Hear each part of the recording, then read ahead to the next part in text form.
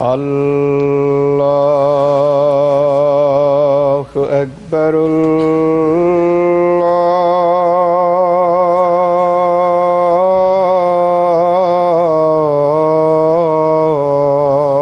الله أكبر. الله أكبر.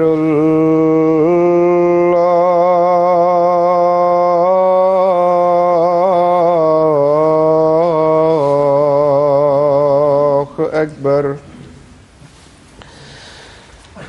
أشهد أن لا إله إلا الله. أشهد أن لا إله إلا الله. أشهد أن محمدًا رسول الله.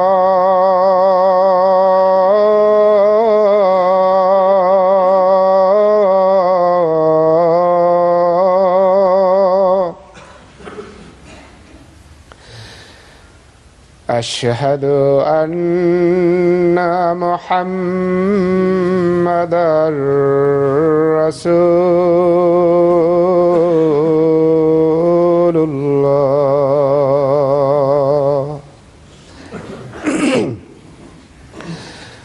حي على الصلاة.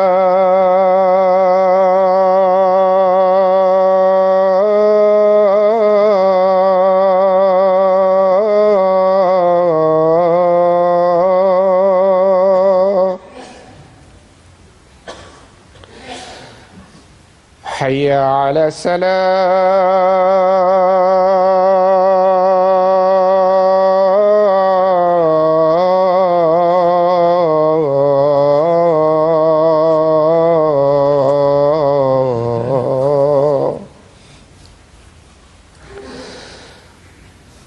حي على الفلاح.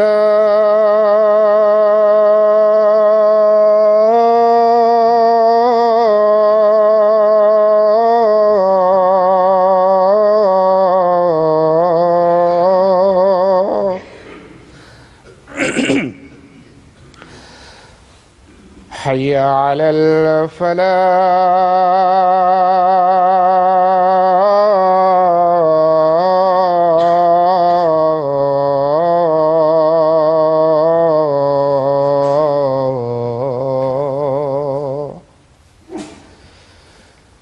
الله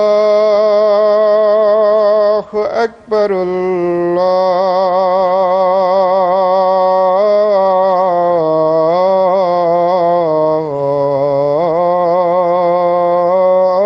الله أكبر. لا إله إلا الله.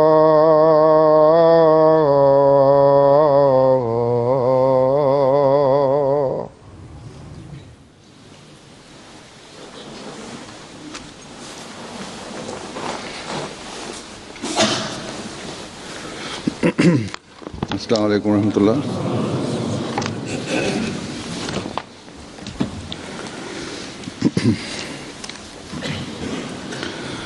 अशहदु अल्ला इलाहा इल्लल्लाह वहदहु ला शरीका लहू व अशहदु अन्ना मुहम्मदन अब्दुहु व रसूलुहु। अम्मा बादु फ़अऊज़ु बिल्लाहि मिनश शैतानिर रजीम। बिस्मिल्लाहिर रहमानिर रहीम। अल्हम्दुलिल्लाहि रब्बिल आलमीन। الرحمن الرحيم مالك يوم الدين إياك نعبد وإياك نستعين اهدنا الصراط المستقيم صراط الذين أنعمت عليهم غير المغضوب عليهم ولا الضالين إن الله لا يغفر أن يشرك به ويغفر ما دون ذلك لمن يشاء ومن يشرك بالله فقد افترى اسما عظيما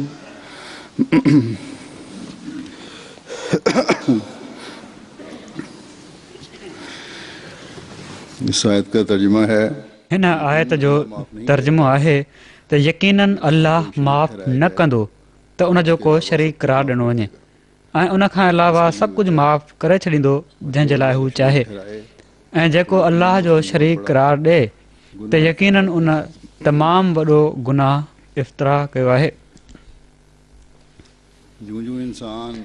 जीअं जीअं इंसान इजादुनि जे करे हिक ॿिए जे वेझो थी रहियो आहे हिकु मुल्क जी इजाद सां ॿिए मुल्क जा रहण वारा जेके हज़ारे मेल परे रहनि था उहे बि फ़ाइदो वठी रहिया आहिनि पाण में राब्तनि जिथे तरक़ी जा रस्ता खोलिया आहिनि उते हिक ॿिए जूं बुरायूं बि तेज़ी सां अख़्तियार कयूं पियूं थियूं वञनि बुराइनि में या लहव लब में छो त जाज़बियत वधीक हूंदी आहे इन लाइ उहे पाण ॾांहुं वधीक छिकींदियूं आहिनि इंसान उन्हनि खे अख़्तियार करण में तमामु तेज़ी ऐं शिदत ॾेखारे थो यानी अख़्तियार करण में जल्दी बि हूंदी आहे ऐं बाज़ दफ़ा जोश बि पैदा थी वेंदो आहे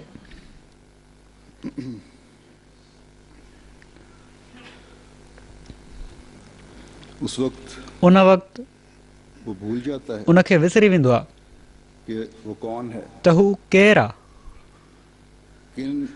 कहिड़ियूं उन्हनि जूं रिवायतूं आहिनि कहिड़े मुआशिरे में उन जी ओथप थी आहे वॾो थियो आहे कहिड़े मज़हब सां उनजो तालुक़ आहे ख़ुदा ताला खे छा पसंदि आहे ऐं छा नाहे पसंदि जेकॾहिं मुस्लमान आहे त ख़ुदा ताला उन जी पैदाइश जो मक़सदु कहिड़ो ॿुधायो आहे मक़सदु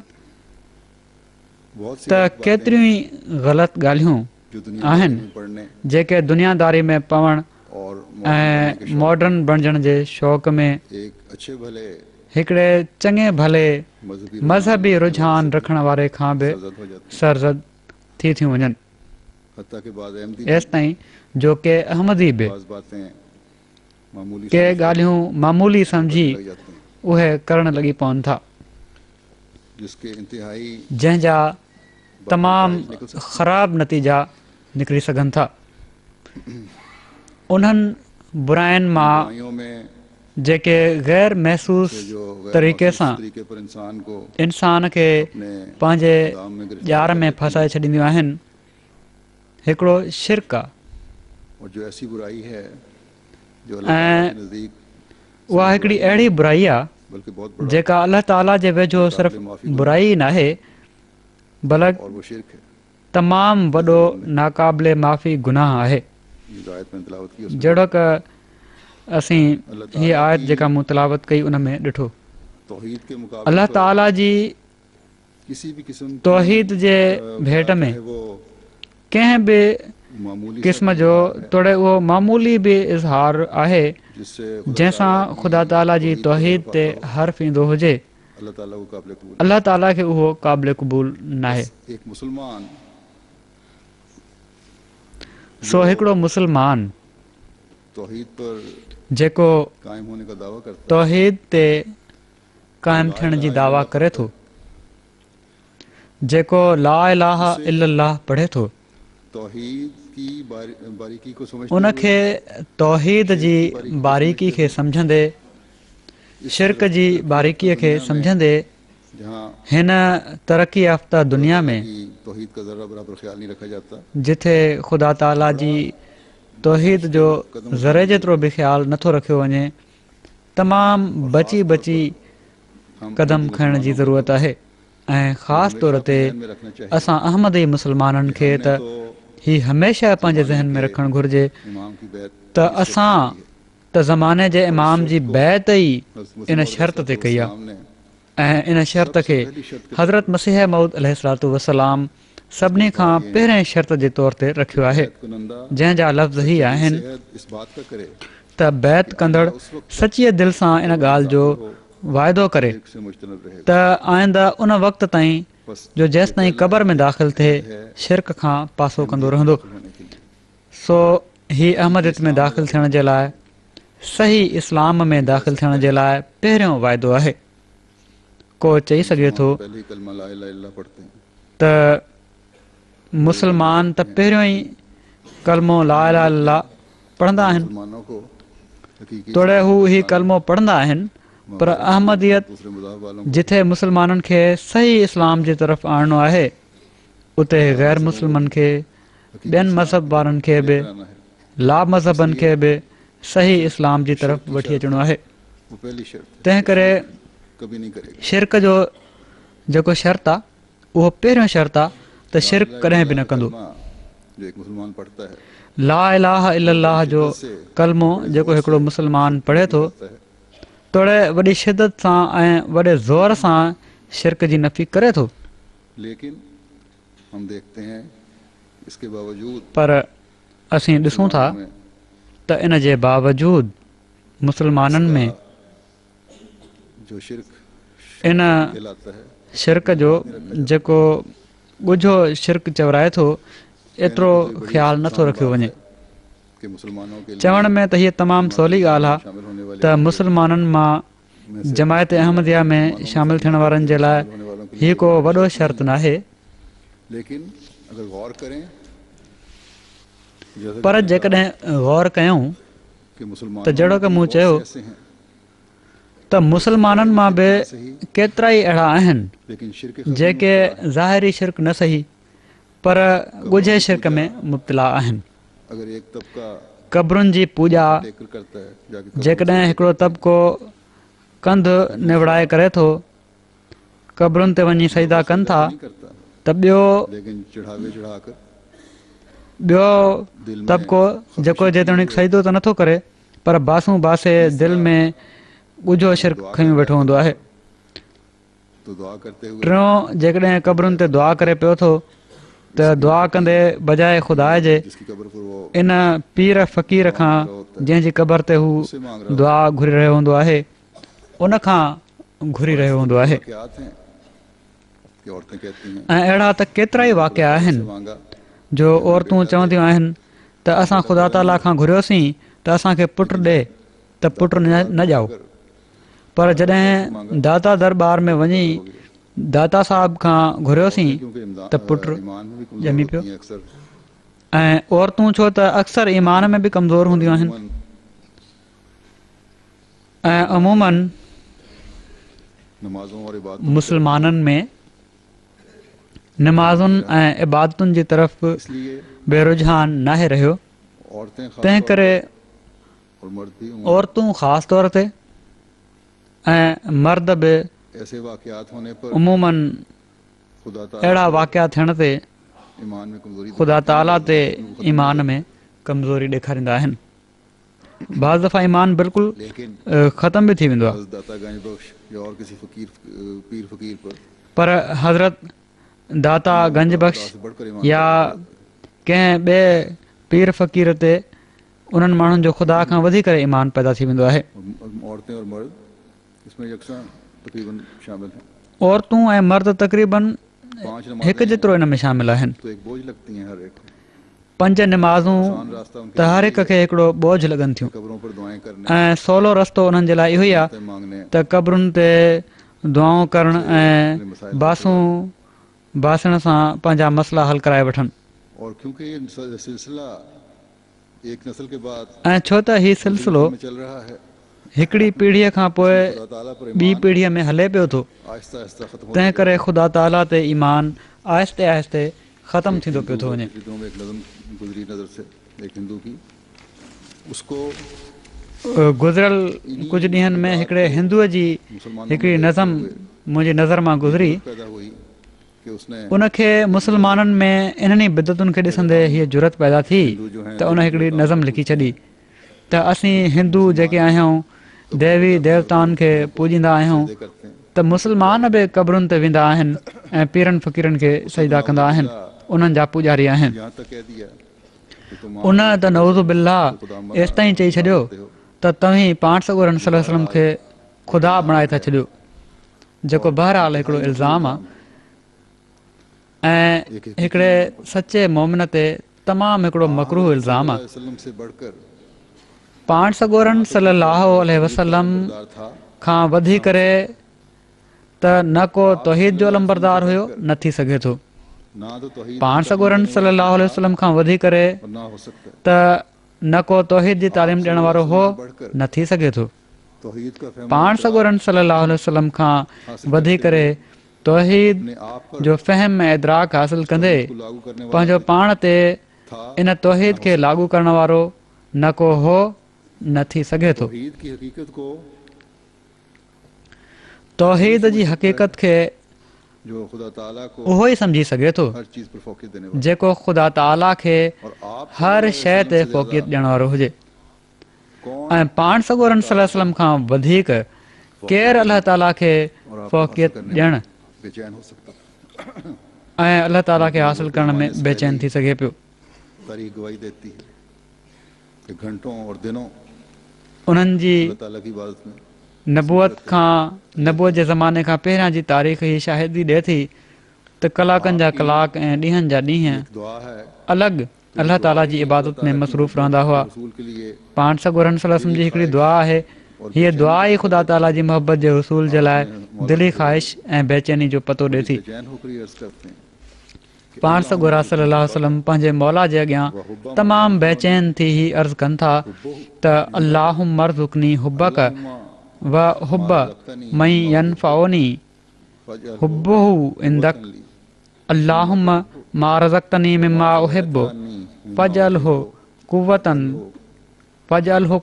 ली फ़ीमा तुहिब्बु व मा ज़बैतु अन्नी मिम्मा उहिब्बु फजअलहु फ़राग़न ली फ़ीमा तुहिब्बु। अता कर और उसकी मोहब्बत त ऐं अल्लाह मूंखे पंहिंजी मोहबत अता कर ऐं उन जी मोहबत जंहिंजी मोहबत मुझे अता कर, मूंखे तो वटि फ़ाइदो ॾे। उन्हें मेरे लिए ऐं अल्लाह जेके मुंहिंजूं पसंदीदा शयूं आहिनि मूंखे अता कर, उन्हनि खे मुंहिंजे लाइ तक़वियत जो ज़रियो बणाए छॾ, ईमान में पंहिंजी मोहबत में वधण जो ज़रियो बणाए छॾ, और जो मेरी ईमान में तरक़ी जो ज़रियो बणाए छॾ। उनके बदले ऐं जेके मुंहिंजूं प्यारियूं शयूं मूंखां अलॻि करी उन्हनि जे बदिले में पंहिंजूं पसंदीदा शयूं मूंखे अता कर।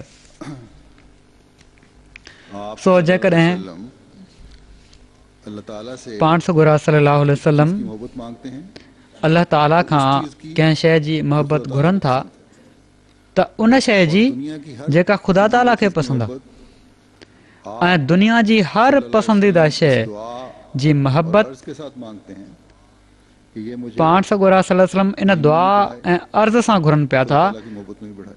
त हीअ मूंखे दीन में बि वधाए ऐं ख़ुदा ताला जी मोहबत में बि वधाए। जो ये कह देते हैं सो के माण्हू कि हम पीरों जेके ही चई ॾींदा आहिनि त असीं पीरनि फ़क़ीरनि जी क़बरुनि ते इन लाइ वञूं था जो उहे माण्हू ख़ुदा ताला जा प्यारा हुआ। तुम इस्तेमाल करते इन जे बारे में बि क़ुर शरीफ़ में आयल आहे, करते हैं उनको भी यही इन्हनि माण्हुनि खे तव्हीं इस्तेमालु कयो था। ये के जेके बुतनि जी पूॼा कंदा आहिनि अल्लाह ताला ने उन्हनि जा बि इहे ई बहाना हूंदा आहिनि त ही असीं इन लाइ कयूं था जो इन्हनि जे ज़रिए असीं अलाह ताला ताईं पहुचंदा आहियूं। हीअ बिल्कुलु ग़लति नज़रिया आहिनि। तो ये दुआ अगर वो पीरों फकीरों की कब्रों पर जाके अगर करते हैं, अगर वो शिरक से पाक हीअ दुआ जेकॾहिं हू पीरनि फ़क़ीरनि जी क़बरुनि ते वञी कनि था, जेकॾहिं उहे शिरक खां पाक आहिनि, अगर वो जेकॾहिं उहे हक़ीक़त में नेक हुआ त उन्हनि पीरनि फ़क़ीरनि जी ज़िंदगी ते गौर कंदे दुआ करण वारे खे ही दुआऊं ख़ुदा ताला जे कुर्ब जो ज़रियो बणाइण वारियूं हुअणु घुरिजनि। इहो न त उन्हनि खे ख़ुदा ताला जे साम्हूं बीहारे ही चवणु लॻी पवनि त हिन फ़क़ीर असांखे औलाद ॾिनी हुई, ऐं इन जे करे पोइ ग़ैर मुस्लिमनि खे बि इस्लाम ते एतिराज़ करण जो मौक़ो मिले, पाण सॻोरनि सल्लल्लाहु अलैहि वसल्लम जी ज़ात ते एतिराज़ करण जो मौक़ो मिले। पाण करीम सल्लल्लाहु अलैहि वसल्लम खे त असहाबनि जी तरबियत जो एतिरे क़दुरु ख़्यालु हुयो, क़याम तौहीद जो एतिरे क़दुरु ख़्यालु फ़रमाईंदा हुआ जो पाण फ़रमायाऊं त मामूली ॾेखा बि शिरक आहे। इबादत में बि जेकॾहिं तव्हीं ॾेखा कयो था, निमाज़ूं पढ़ंदे बि ॾेखा कयो था, त हीअ बि शिरक आहे। पाण सॻोरनि सल्लल्लाहु अलैहि वसल्लम फ़रमायो आहे त शिरक खां बचो, शिरक तव्हां में कीवली जे खड़के खां बि वधीक ॻुझो आहे, यानी कीवली जे पेरनि सां ज़मीन ते जेके निशान पवंदा आहिनि उनखां बि वधीक बारीक आहे। असहाबनि इन ते अर्ज़ु कयो त कहिड़ी तरह बचूं? पाण करीम सल्लल्लाहु अलैहि वसल्लम हीअ दुआ पढ़ी चयो त हीअ दुआ पढ़ंदा कयो, अल्लाहुम्मा इन्ना नऊज़ु बिका मिन अन नुशरिक बिका शैअन नअलमुहु व नस्तगफिरुक लिमा ला नअलम। ए अल्लाह, हम तेरी पनाह में आते हैं इस बात ए अल्लाह, से हम तेरे साथ त ए अल्लाह, असीं इन ॻाल्हि खां तुंहिंजी पनाह में अचूं था त असीं ॼाणंदे वणंदे शरीक करार ॾियूं, ऐं लालमी में ईअं करण खां असां तुंहिंजी बख़्शिश जा तलबगार आहियूं। सो पाण सॻोरनि सल्लल्लाहु अलैहि वसल्लम त हिकिड़े मुस्लमान खे शिरक खां बचण जी हमेशह तलक़ीन फ़रमाई आहे, ऐं इन जे लाइ इहो ई चयाऊं ऐं हमेशह चयाऊं त मां त इंसानु आहियां, हिकिड़ो आजिज़ इंसानु आहियां। को पाण सॻोरनि सल्लल्लाहु अलैहि वसल्लम खां ख़ौफ़ज़दा थी रहियो आहे त पाण फ़रमाइनि था त मां त हिकिड़ी मामूली औरत जो पुटु आहियां। ख़ुदा ताला बि पाण सॻोरनि सल्लल्लाहु अलैहि वसल्लम खां इहो ई ऐलान करायो त अना बशरुम मिस्लुकुम, मां तव्हां जहिड़ो हिकिड़ो बशर आहियां। तंहिं करे हीअ ॻाल्हि त बहरहाल उन हिंदू ग़लति लिखी आहे त तव्हां नौज़ बिल्ला पाण सॻोरनि सल्लल्लाहु अलैहि वसल्लम खे ख़ुदा बणाए वरितो आहे। जेकॾहिं असां पंहिंजे देवी देवताउनि खे ख़ुदा बनायो आहे या क्रिश्चन वग़ैरह खे उन्हनि ख़ुदा जो वॾो मक़ाम ॾिनो आहे त छा थियो? पर हीअ ॻाल्हि हुनजी सही आहे त क़बरुनि खे तव्हां ख़ुदा जो मक़ाम ॾेई छॾियो आहे। सो मुस्लमाननि जे लाइ हीअ हिकिड़ी फ़िक्र वारी घड़ी आहे त तौहीद जे अलमबरदारनि ते शिरक जो इल्ज़ाम लॻे पियो थो। इन इल्ज़ाम खे आम मुस्लमान त ख़तमु नथा करे सघनि, पर हिकिड़े अहमदी मुस्लमान जो फ़र्ज़ु बणिजे थो त पंहिंजनि हालतुनि में ऐं पंहिंजे अमलनि में तब्दीली पैदा कनि, पंहिंजनि इबादतुनि खे अहिड़ो बनाइनि जो ख़ुदा ताला जी तौहीद असांजे इबादतुनि में नज़र अचणु लॻे, असांजे अमलनि में बि नज़र अचणु लॻे। दुनिया खे ॿुधायूं त तौहीद जे क़याम जे लाइ पाण सॻोरा सल्लल्लाहु अलैहि वसल्लम मबूस थिया हुआ। संदन तालीम ते अमल करण सां ई हाणे ही तौहीद जो क़याम थी सघे थो, ऐं मुस्लमाननि जी बि छो त हालत बिगड़जी वई आहे। इन लाइ हाणे हज़रत मसीह मऊद अलैहिस्सलातु वस्सलाम जेके पाण सॻोरनि सल्लल्लाहु अलैहि वसल्लम जा सचा आशिक़ ऐं सादिक़ ग़ुलाम आहिनि जी जमायत में ई शामिल थी करे तौहीद जे क़याम जो सही रंग में हक़ अदा थी सघे थो। सो जॾहिं हीअ अहमदी जी ज़िमेवारी आहे ऐं बैत जे शर्तनि जो पहिरियों शर्त बि हीअ आहे, ऐं हज़रत मसीह मऊद अलैहिस्सलातु वस्सलाम जी बैसत जो मक़सदु बि इहो ई आहे त पंहिंजे आका जी ग़ुलामी जो हक़ अदा कंदे तौहीद जे क़याम जी कोशिश कनि, त पोइ असांखे केतिरे क़दुरु न एहतियात सां हर क़िस्म जे बारीक शिरक खां बि बचण जी कोशिश करणु घुरिजे। हज़रत मसीह मऊद अलैहिस्सलातु वस्सलाम कि खुदा ताला असांखे नसीहत कंदे तमाम रूहों को रिसाला अल वसियत में हिकिड़े हंधि फरमाइनि था में आबाद हैं। क्या यूरोप त ख़ुदा ताला चाहे थो त उन्हनि सभिनी रूहनि खे जेके ज़मीन जी अलॻि अलॻि आबादियुनि में वसनि पियूं थियूं, और अपने छा यूरोप ऐं छा एशिया, उन्हनि सभिनी खे जेके नेक फितरत रखनि था तौहीद ॾांहुं छिके ऐं पंहिंजे ॿाननि खे हिकु दीन ते गॾु करे। तुम इस इहो ई ख़ुदा ताला जो मक़सदु आहे जंहिंजे लाइ मूंखे दुनिया में मोकिलियो वियो आहे। और दुआओं पर सो तव्हां इन मक़सद जी पैरवी कयो, मगर नरमी ऐं अख़लाक ऐं दुआउनि ते ज़ोर ॾियण सां। सो ही हिकिड़े अहमदी जे फ़र्ज़नि में दाख़िल आहे त ख़ुदा ताला जी तुमको समझने वाले मर्ज़ी खे, ख़ुदा ताला जी इन मर्ज़ी खे सम्झण वारा थियनि, जिम्मेदारी डाली गई है अल्लाह ताला जे इन हुकुम खे सम्झण वारा थियनि। अल्लाह ताला जे तरफ़ां कि इमाम का असां ते जेका ज़िम्मेवारी विधी वई आहे उनखे सम्झण वारा थियूं। अपने हर ज़माने जे इमाम जो मुईन ऐं मददगार बणिजूं, पंहिंजे हर कौल फ़ेल सां तौहीद जे क़याम जी कोशिशि कयूं।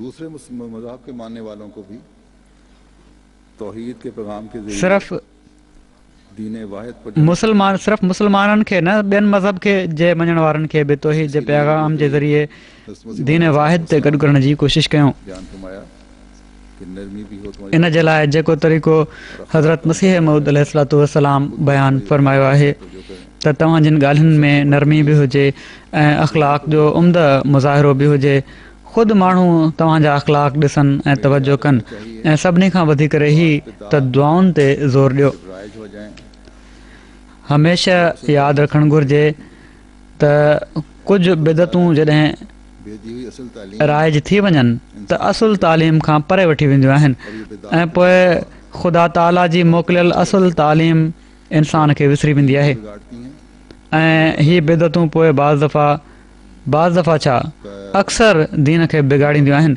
ऐं अल्लाह ताला जे साम्हूं आणे बीहारे छॾींदियूं आहिनि। तमाम साबका दीन अपनी असली हालत को इसलिए खो बैठे समूरा अगुणा दीन ज़माने के साथ साथ राह पाती गई पंहिंजी असली हालत खे इन लाइ विञाए वेठा करने के लिए जो उन्हनि में नयूं नयूं बिदतूं ज़माने सां गॾोगॾु ईंदियूं वयूं ऐं पोइ उन्हनि खे ख़तमु करण जे लाइ क्योंकि इस्लाम को न आयो ताक़यामत अपनी असल ऐं अचिणो बि न हो, और जिसने आना था छो त इस्लाम ई आखिरी नबी क़यामत ताईं पंहिंजी असुल हालत में क़ाइमु रहणो हुयो, उन्होंने तमाम ऐं जंहिं अचिणो हुयो उहे आख़िरी नबी सल्लल्लाहु अलैहि वसल्लम हुआ, राह पा गए थे उनको दूर जन सभिनी क़िस्मनि जी बिदतुनि खे ऐं दीन में जेके ग़लति रस्मूं ऐं रवाज अची विया हुआ उन्हनि खे सही तालीम ज़रिए ख़तमु फ़रमाइणो हो। आया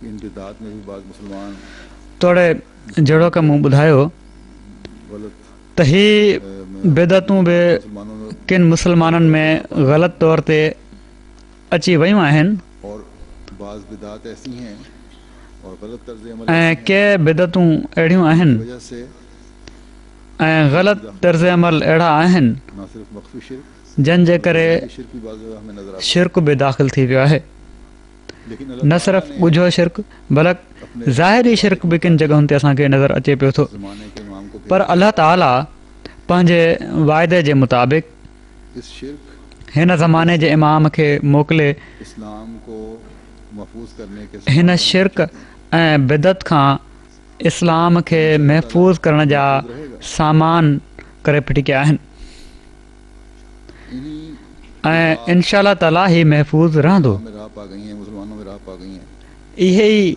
बिदतूं जेके इस्लाम में अची वियूं आहिनि, मुसलमाननि में अची वियूं आहिनि, एक जगह हज़रत मसीह मौद अलैहिस्सलाम ऐं जेके ग़लति तरीक़ा आहिनि उन्हनि ॾांहुं निशानदही कंदे हिकिड़े हंधि हज़रत मसीह मऊद अलैहिस्सलातु वस्सलाम फरमाइनि था त असांजो तरीक़ो बैन ई उहो ई आहे जेको पाण सॻोरनि सल्लल्लाहु अलैहि वसल्लम ऐं असहाब सॻोरनि जो हो। और वे अॼुकल्ह फ़ुक़रा जो उन्होंने केतिरियूं बिदतूं कढी वरितियूं आहिनि, ही चिल्ला, ही विर्द, वज़ीफ़ा असल तरीक़े जेके उन्हनि राइज करे छॾिया आहिनि असांखे नापसंदि आहिनि। और जो कुछ इसमें है असुल और नमाज असुल इस्लाम जो तरीक़ो क़ुरान शरीफ़ खे गौर सां पढ़णु ऐं जेको कुझु उन में आहे उन ते अमल करणु ऐं तवजो सां निमाज़ पढ़णु ऐं दुआऊं तवजो ऐं इनाबत अलाह सां कंदे रहणु। बसि निमाज़ ई अहिड़ी शइ आहे जेका महराज जे रुतबनि ताईं पहुचाए छॾींदी आहे। ही आहे त सभु कुझु आहे, यानी निमाज़ आहे त सभु कुझु आहे। सो आम बिदतूं त हिकिड़े पासे, हज़रत मसीह मऊद अलैहिस्सलातु वस्सलाम त के वज़ीफ़ा वग़ैरह करणु ऐं वज़ीफ़नि ते ज़ोर ॾियण वारनि जे अमल खे बि बिदतूं करण वारो क़रार ॾिनो आहे।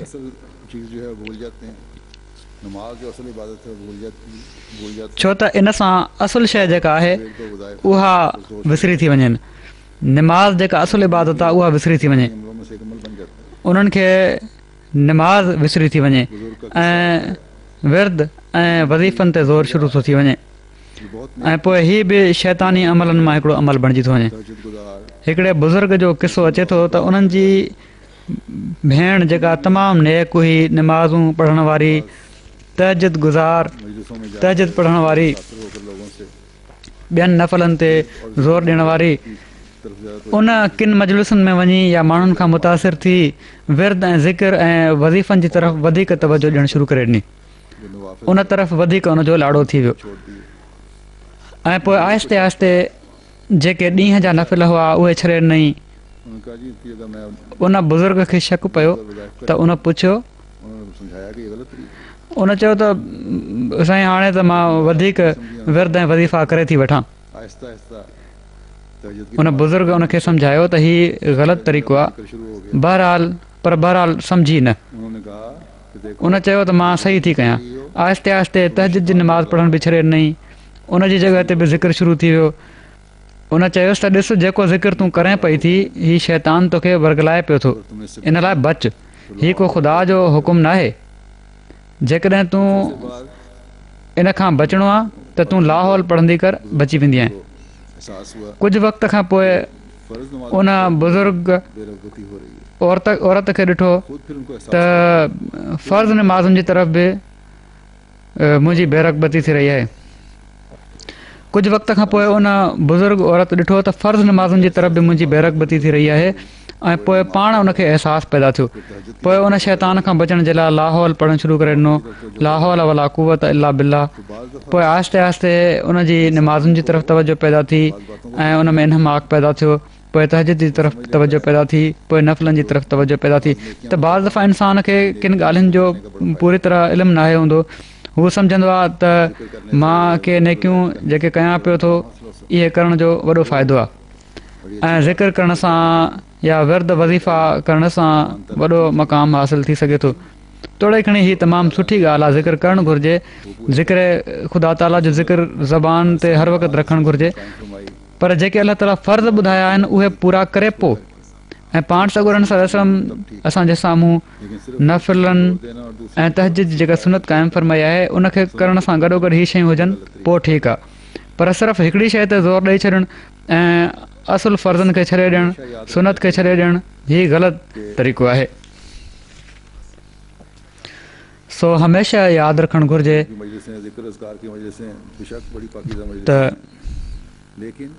अल्लाहू जूं मजलिसूं, ज़िक्र अज़कार जूं मजलिसूं बेशक तमामु पाकीज़ा मजलिसूं आहिनि, पर ही जॾहिं हिकिड़ी हद खां वधी वेंदियूं आहिनि त पोइ शैतान ॾांहुं वठी वेंदियूं आहिनि। सो असुलु नेकी उहा ई आहे जंहिंजो अलाह ताला हुकुम ॾिनो आहे, जेका तौहीद जे क़याम जे लाइ अहम आहे। सो बज़ाहिर नेकी करण जी तरफ़ तवजो ॼाणाइण वारियूं ॻाल्हियूं जॾहिं बाज़ औक़ात बिदतूं बणिजी वेंदियूं आहिनि त ॿियूं बिदतूं त तमामु घणो असरु विझंदियूं आहिनि। आम बिदतूं जेके मुआशिरे ते असरु विझंदियूं आहिनि उहे त विझंदियूं आहिनि ई, पर ही बज़ाहिर नेकी जी तरफ़ वठी वञण वारियूं जेके बिदतूं आहिनि हीअ बि इंसान खे असुलु फ़र्ज़नि खां महरूम करे छॾींदियूं आहिनि। तंहिं करे हिकिड़े अहमदी खे तमामु घणो एहतियात करणु घुरिजे। पंहिंजा फ़र्ज़, नफ़िल, तहजद हीअ ज़रूरी शयूं आहिनि, जंहिंजी पाण सॻोरम सल्लल्लाहु अलैहि वसल्लम तलक़ीन फरमाई आहे ऐं जंहिंजी सुनत असांजे साम्हूं पेश फरमाई अथनि ऐं पोइ दुआऊं ऐं ज़िक्र अज़कार आहिनि तॾहिं ई हिकिड़ो इंसानु सही मोमिन बणजण जी तरफ़ क़दम वधाए थो। हिन मुआशिरे में हिननि बिदतुनि खां बचण जे लाइ हिकिड़े अहमदी खे जहाद जे रंग में कोशिशि करणु घुरिजे। जहिड़ो की मूं शुरू में चयो हुयो त जदीद तरक़ियुनि किन बुराइनि खे बि फैलाइण में वॾो किरदारु अदा कयो आहे ऐं बिना सोचे सम्झे के माण्हू ख़ुदि बि ऐं पंहिंजे ॿारनि खे बि इन्हनि ॻाल्हियुनि में विझी छॾींदा आहिनि जंहिंजो इल्मु ई नथनि हूंदो त इन जी हक़ीक़त छा आहे, इन जो रूह छा आहे। बसि ॿियनि जे ॾेठ ते मुआशिरे जे पुठियां हली उहे कम करणु शुरू करे ॾींदा आहिनि।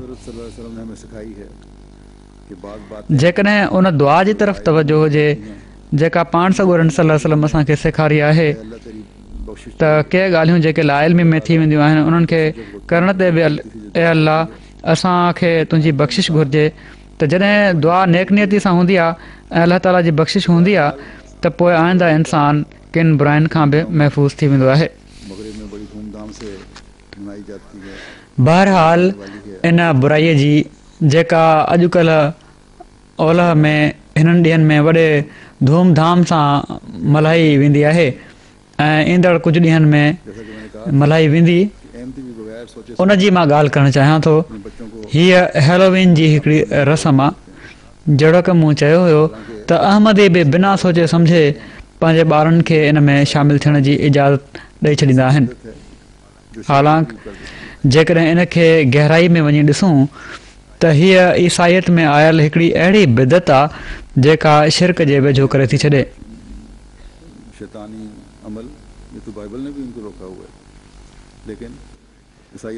ॾाहिणियूं ऐं जिन ऐं शैतानी अमल इन्हनि खां त बाइबल बि रोकियो आहे पर ईसाइत में ही अची वियूं आहिनि छो त अमल नाहे रहियो। उमूमन इन खे फ़न सम्झो वेंदो आहे त बसि साईं ॿारनि जो शौक़ु आहे पूरो करे वरितोसीं। त हमेशह यादि रखणु घुरिजे त हर उहो कमु तोड़े उहो उनखे फ़न ई सम्झियो वञे जंहिंजो बुनियादु शिरक या कंहिं बि क़िस्म जे नुक़सान जी सूरत में हुजे उनखां अहमदनि खे बचणु घुरिजे। मूंखे इन ॻाल्हि ते तवजो पैदा थी जॾहिं असांजी रिसर्च टीम जे हिकिड़े इंचार्ज ॿुधायो त उन्हनि जी धीउ उनखे चयो त हैलोविन ते हू ॿियो कुझु न कंदी सिर्फ़ु एतिरी इजाज़त ॾेई छॾियो त हू पोशाक वग़ैरह पाए ख़ासि कस्ट्यूम पाए थोरो घुमी फिरी वठे। नंढड़ी ॿारड़ी आहे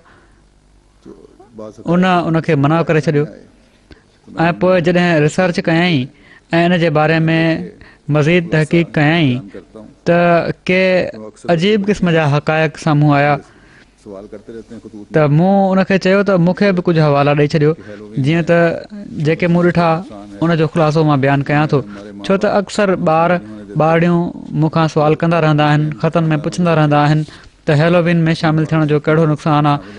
असांजा माउ पीउ असांखे शामिलु थियण नथा ॾियनि जॾहिं त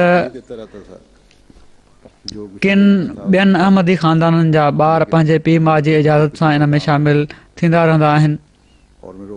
त बहरहाल उन्हनि खे जेको मुंहिंजे इल्म में हुयो उनजे मुताबिक़ मां जवाबु त इहो ई ॾींदो रहियो हुयुसि त हीउ हिकिड़ो ग़लति ऐं मकरूह क़िस्म जो कमु आहे ऐं मां उन्हनि खे झले छॾींदो हुयुसि। पर हाणे जेका इन जी तारीख़ साम्हूं आई आहे त ज़रूरी आहे त अहमदी ॿार उनखां बचनि। ईसाइत में या हीअ चई वठो त ओलह में हीअ रस्म या हीअ बिदत हिकिड़े आयरिशिज़म जे करे आई आहे। पुराणे ज़माने जा जेके पैगन्स हुआ उन्हनि में पुराणी बदमज़हबी जे ज़माने खां हले पई थी। इन जो बुनियादु शैतानी ऐं ॾाहिणियुनि जे नज़रियनि ते आहे ऐं मज़हब ऐं घरनि जे तक़दुस खे हीउ सॼो नज़रियो जेको आहे हीउ पामाल करे थो। तोड़े जेतिरो बि चओ त हीउ फ़न आहे पर बुनियादु इन जो ग़लति आहे ऐं सिर्फ़ु इहो ई न बल्कि इन में शिरक बि शामिलु आहे छो त इन जो बुनियादी नज़रियो हीउ हुयो त ज़िंदनि ऐं मुर्दनि जे विच में जेके हदूं आहिनि उहे 31 अक्टूबर ते ख़तमु थी वेंदियूं आहिनि ऐं मुर्दा ज़िंदनि जे लाइ उन ॾींहुं ॿाहिरि निकिरी ख़तरनाक थी वेंदा आहिनि ऐं ज़िंदनि जे लाइ मसइला पैदा करे छॾींदा आहिनि, बीमारियुनि में मुब्तला करे छॾींदा आहिनि ऐं अहिड़े क़िस्म जूं फज़ूल ॻाल्हियूं मशहूरु आहिनि।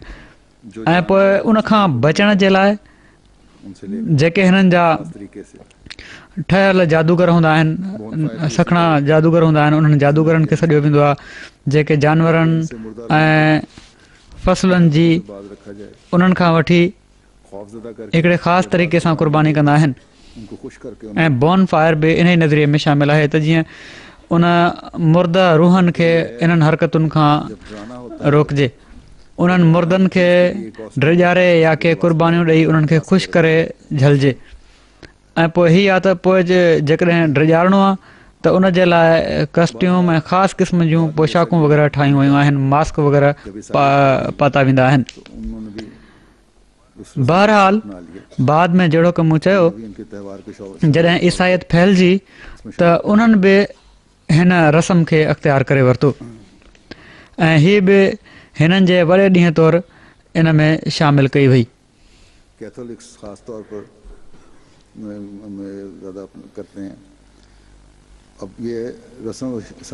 कैथोलिक्स ख़ासि तौर ते हीअ रस्म वधीक कंदा आहिनि।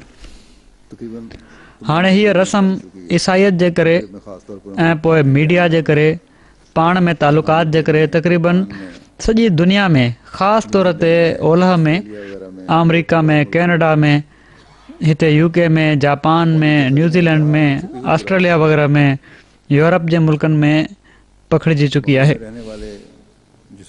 ऐं जहिड़ो की मूं चयो हीअ ॻुझी बुराई आहे जंहिंखे ओलह में रहण वारा मुस्लमान बि अख़्तियार कनि पिया था।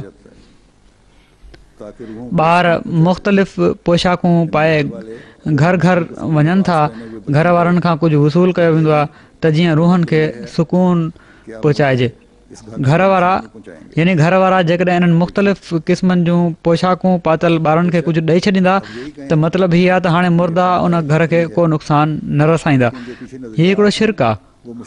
बेशक तव्हां इहो ई चओ त हीअ फ़न आहे, हिकिड़ी तफ़रीह आहे, पर जेके पुठियां नज़रियात आहिनि उहे मुशिरकाणा आहिनि।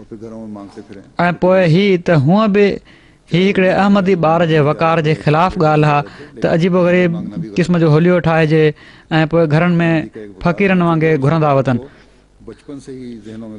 तोड़े हू इहो ई चवनि त असीं घुरण वञी रहिया हुआसीं या चॉकलेट वठणु वञी रहिया हुआसीं, हीअ घुरण बि ग़लति आहे। अहमदी जो हिकिड़ो वक़ार हुअणु घुरिजे ऐं इन वक़ार खे असांखे नंढपण खां ई ज़हननि में क़ाइमु करणु घुरिजे।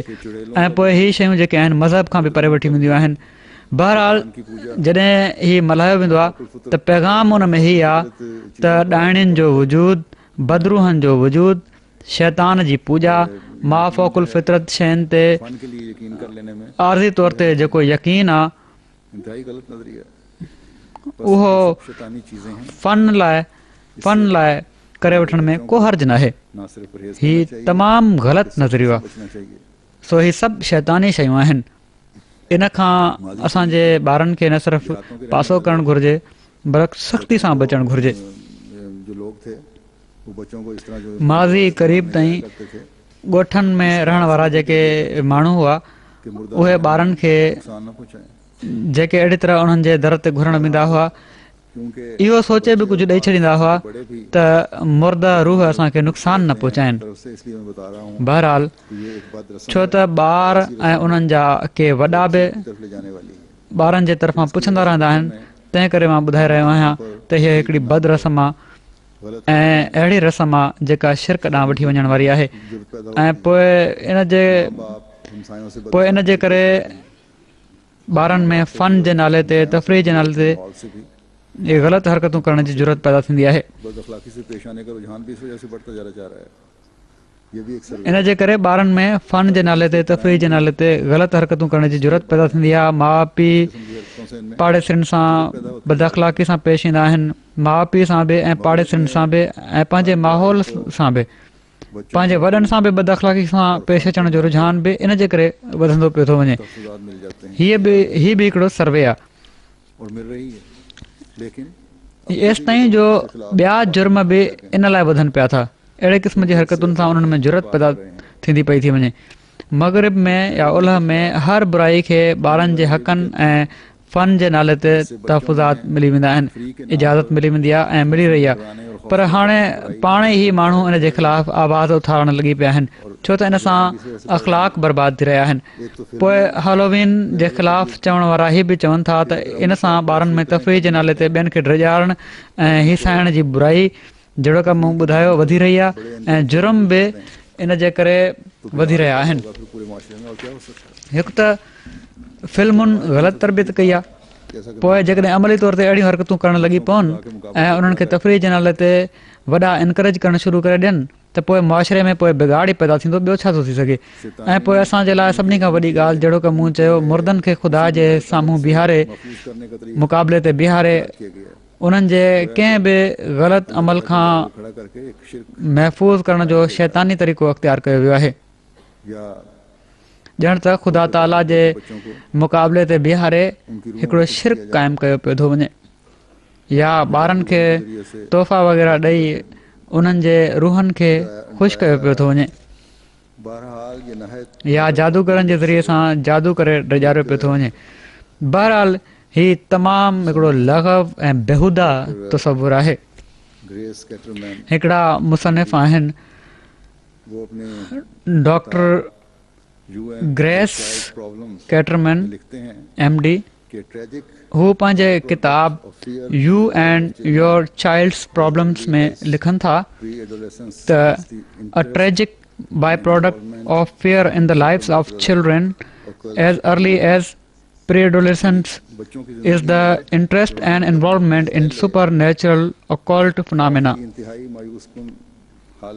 यानी ॿारनि जी ज़िंदगी में जवानी में क़दम रखण खां पहिरियां, उन उमिरि खां पहिरियां या इन दौरान में ख़ौफ़ जी तमामु मायूस कंदड़ हालत जेका लाशऊरी तौर ते पैदा थी रही आहे, उहा माफ़ोकुल फितरत शयुनि में दिलचस्पी ऐं मुलविस हुअण जे करे आहे। हाणे हैलोवीन जे करे जेके कुझु ॻाल्हियूं पैदा थी रहियूं आहिनि, उन्हनि में हीअ ॻाल्हियूं सिर्फ़ु एसि ताईं अची नथियूं बीहनि त कस्ट्यूम पाता, घरनि में घुरण हलिया विया, बल्कि ॿार पोइ वॾा ॿार पोइ ज़बरदस्ती घर वारनि खे ड्रिॼारण जी कोशिशि बि कंदा आहिनि ऐं ॿियनि ॻाल्हियुनि में जुर्मनि में मुलविस थी वेंदा आहिनि। ऐं नतीजतन पोइ जिथे हू मुआशिरे खे, माहौल खे डिस्टर्ब करे रहिया हूंदा आहिनि ऐं नुक़सानु पहुचाए रहिया हूंदा आहिनि, उते माउ पीउ जे लाइ बि मथे जो सूरु बणिजी वेंदा आहिनि ऐं पंहिंजी ज़िंदगी बि बर्बादु करे वठंदा आहिनि। तंहिं करे मां वरी अहमदनि खे चवां थो त इन्हनि ॻाल्हियुनि खां तमामु घणो बचण जी ज़रूरत आहे। अहमदी ॿारनि ऐं वॾनि जो कमु आहे त ख़ुदा ताला सां तालुक़ु वधाइनि, जेको असांजो मक़सदु आहे उनखे सुञाणनि, उहे ॻाल्हियूं कनि जिन खे करण जो ख़ुदा ताला हुकुम ॾिनो आहे। उलहंदे मुआशिरे जो असरु एॾो पंहिंजो मथां तारी न कयो जो चङे मंदे जो फ़र्क़ु ई ख़तमु थी वञे। ख़ुदा ताला सां तालुक़ु ऐं उन जी ज़ात जी वॾाई खे ई विसारे छॾियो ऐं ॻुझे शिरक में मुब्तला थी वञो ऐं इन जे करे पोइ ज़ाहिरी शिरक बि थियणु लॻी पवंदा आहिनि। अलाह ताला सभिनी खे इन खां महफ़ूज़ रखे। हज़रत मसीह मऊद अलैहिस्सलातु वस्सलाम फ़रमाइनि था त इंसान ख़ुदा जी पूॼा जी दावा कंदो आहे, मगर छा पूॼा सिर्फ़ घणनि सजदनि ऐं रुकू ऐं क़याम सां थी सघे थी, या घणा भेरा तस्बीह जा दाणा फेराइण वारा परिस्तारे इलाही चवराए सघनि था? यानी घणी तस्बीह पढ़ण वारा ख़ुदा ताला जा परिस्तार चवराए सघनि था? भला पूॼा इन सां थी सघे थी जंहिंखे ख़ुदा जी मोहबत इन दर्जे ते पाण ॾांहुं छिके जो उनजो पंहिंजो वजूद विचां ख़तमु थी वञे। पहिरियों ख़ुदा जी हस्ती ते पूरो यकीन हुजे ऐं पोइ ख़ुदा जे हुस्न एहसान जी पूरी ख़बर हुजे ऐं पोइ उन सां मोहबत जो तालुक़ु अहिड़ो हुजे जो सोज़िश मोहबत और उसके बगैर हर वक़्तु सीने में मौजूदु हुजे ऐं हीअ हालत हर घड़ी चहिरे ते ज़ाहिर हुजे ऐं ख़ुदा जी अज़मत दिलि में अहिड़ी हुजे जो सॼी दुनिया उन जे अॻियां ख़ासि मदद के मुर्दा लॻे, उनखे ईअं लॻे जो सॼी दुनिया उन जे अॻियां मुर्द आहे ऐं हर हिकु ख़ौफ़ उन जी ज़ात सां वाबस्ता हुजे ऐं उन जे दर्द में लज़त हुजे ऐं उन जी ख़लवत में राहत हुजे ऐं उन खां बग़ैर दिलि खे कंहिंसां करार न हुजे। जेकॾहिं अहिड़ी हालत थी वञे त उनजो नालो पूॼा आहे, परिस्तिश आहे, मगर हीअ हालत सवाइ ख़ुदा ताला जी ख़ासि मदद जे कीअं थी पैदा थिए। इन लाइ ख़ुदा ताला हीअ दुआ सेखारी आहे, इहा का नाबुदो व इहा का नस्तईन, यानी असां तुंहिंजी पूॼा त कयूं था मगर पूॼा जो हक़ किथे था अदा करे सघूं जेसि ताईं तुंहिंजे तरफ़ां ख़ासि मदद न हुजे। ख़ुदा खे पंहिंजो हक़ीक़ी महबूब करार ॾेई उन जी पूॼा करणु इहा ई विलायत आहे जंहिंजे अॻियां को दर्जो न आहे, मगर हीउ दर्जो बग़ैर उन जी मदद जे हासिलु नथो थी सघे। उनखे हासिलु थियण जी हीअ निशानी आहे त ख़ुदा जी अज़मत दिलि में वेहिजी वञे, ख़ुदा जी मोहबत दिलि में वेहिजी वञे ऐं दिलि उन ई ते तवकुल करे ऐं उन ई खे पसंदि करे ऐं हर हिकु शइ ते उन खे इख़्तियार करे ऐं पंहिंजी ज़िंदगी जो मक़सदु उन ई जी यादि खे सम्झे। जेकॾहिं इब्राहिम वांगुरु पंहिंजे हथां पंहिंजी अज़ीज़ औलाद खे ज़बह करण जो हुकुम थिए या पंहिंजो पाण खे बाहि में विझण जे लाइ इशारो थिए त अहिड़नि सख़्तु हुकमनि खे बि मोहबत जे जोश विझां बजा आणे ऐं ख़ुदा ताला जी रज़ा हासिलु करण में इन हद ताईं कोशिशि करे जो उन जी इताअत में का कसर बाक़ी न रहे। हीउ तमामु सोढ़ो दरवाज़ो आहे ऐं हीउ शरबत तमामु ई कौड़ो शरबत आहे।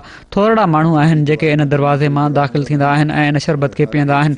ज़ना खां बचण का वॾी ॻाल्हि न आहे ऐं कंहिंखे नाहक क़तल न करणु वॾो कमु न आहे ऐं कूड़ी शायदि न ॾियणु को वॾो हुनुर न आहे, मगर हर हिकु शइ ते ख़ुदा ताला खे इख़्तियार करे वठणु ऐं उन जे लाइ सची मोहबत ऐं सचे जोश सां दुनिया जी सभिनी कोड़ाइण खे अख़्तियार करणु, बल्कि पंहिंजे हथ सां कोड़ाइण पैदा करे वठणु, हीउ उहो रुतबो आहे जेको सवाइ सिद्दीक़नि जे ॿियो कंहिंखे हासिलु नथो थी सघे। इहा ई उहा इबादत आहे जंहिंखे अदा करण जे लाइ इंसानु मामूर आहे ऐं जेको शख़्स ही इबादत बजा आणींदो आहे पोइ त उन जे इन फ़इल ते ख़ुदा ताला जे तरफ़ां बि हिकिड़ो फ़इल मुतरतब थींदो आहे जंहिंजो नालो इनाम आहे। जहिड़ो की ख़ुदा ताला क़ुर शरीफ़ में फ़रमाए थो, यानी हीअ दुआ सेखारे थो त इहदिन सिरातल मुस्तक़ीम सिरातल लज़ीना अनअमत अलैहिम, यानी असांजा ख़ुदा असांखे पंहिंजी सिधी वाट ॾेखार ऐं उन्हनि माण्हुनि जी वाट जिन ते तूं इनाम कयो आहे ऐं पंहिंजी ख़ासि इनायतुनि सां मख़सूस फ़रमायो आहे। ख़ुदा ताला वटि हीउ क़ाइदो आहे त जॾहिं ख़िदमत मक़बूल थी वेंदी आहे त उन ते ज़रूरु को इनाम मुतरतब थींदो आहे, उनखे ज़रूरु को इनाम मिलंदो आहे। जीअं त मौजज़ा ऐं निशान जंहिंजो ॿिया माण्हू मिसाल नथा पेश करे सघनि, हीअ बि ख़ुदा ताला जा इनाम आहिनि जेके ख़ासि ॿाननि ते थींदा आहिनि। अलाह ताला असांखे तौफ़ीक़ अता फ़रमाए त असीं हज़रत मसीह मौद अलैहिस्सलाम जी बयानु कयल इन्हनि तवक़ुआत ते जेके उन्हनि असां खां रखियूं आहिनि पूरा लहण वारा थियूं, इन ते कोशिशि करण वारा थियूं, पंहिंजी कोशिशि कंदा रहूं ऐं असीं करण जी कोशिशि कंदासीं त अलाह ताला इनशा अल्लाह ताला फ़ज़ल ई फ़रमाईंदो। अल्लाह करे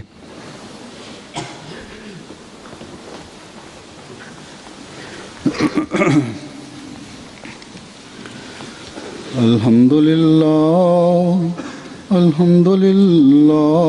नहमदुहु व नस्तईनुहु व नस्तगफिरुहु व नुमिनु बिही व नतवक्कलु अलैहि व नऊज़ु बिल्लाहि मिन शुरूरि अनफुसिना व मिन सय्यिआति अमालिना मन यहदिहिल्लाहु फला मुदिल्ल लहु व मन युद्लिल्हु फला हादिय लहु व नशहदु अल्ला इलाहा इल्लल्लाह व नशहदु अन्ना मुहम्मदन अब्दुहु व रसूलुहु। इबादल्लाह रहमकुमुल्लाह इन्नल्लाह यामुरु बिल अदलि वल इहसानि व इताइ ज़िल क़ुर्बा व यन्हा अनिल फ़हशाइ वल मुनकरि वल बग़ि यइज़ुकुम लअल्लकुम तज़क्करून। उज़्कुरुल्लाह यज़्कुरकुम वदूहु यस्तजिब लकुम व लज़िक्रुल्लाहि अकबर।